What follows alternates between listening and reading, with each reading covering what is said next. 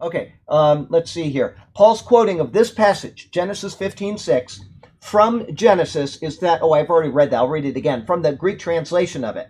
It is the same quote that he made and with the same intent as in Romans 4:3, that of the timing of God's declaration of righteousness.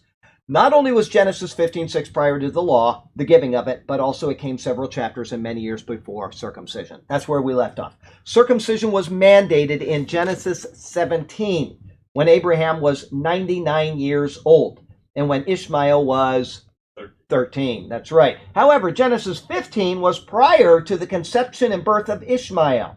Therefore, the declaration of righteousness was at least 14 years. I knew it was in here somewhere, possibly more. Further, Abraham's offering of Isaac in Genesis 22, and which is noted in James 2, came many long years after that. So he's been declared righteous. He has the sign of circumcision, and yet James says that we're saved by works. And what does he do? He cites the account of Abraham.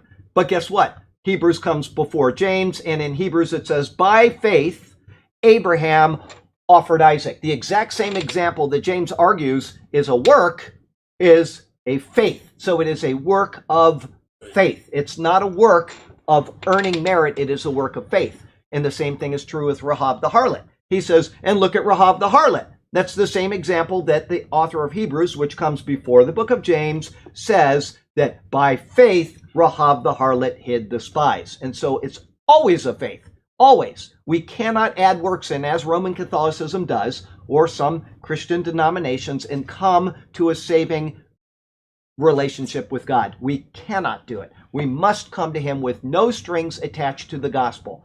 If we do add anything to the gospel, and I don't care what it is, you can't be a Democrat or you won't be saved, okay? Or you can't be ugly or you won't be saved. Yeah, well, as I said on Sunday, it's very difficult for me to believe that there are many of them out there, but you can be a Democrat. That is not a qualifier of, and guess what? The thing is, put it this way, suppose somebody is a Democrat and they hear the message of Jesus.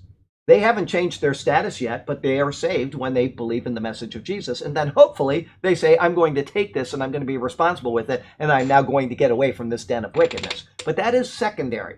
That has nothing to do with salvation. So, as Abraham's faith was credited as righteousness prior to either of these acts, meaning prior to offering Isaac on Mount Moriah in Genesis 22, and even prior to circumcision in Genesis 17. Prior to either of these acts, as well as prior to the giving of the law, 430 years later, or by this time it's about 400 and XX years later, not quite 30, but then none of these things, circumcision, offering Isaac, or the law, none of these things could have any bearing at all upon his declaration of righteousness.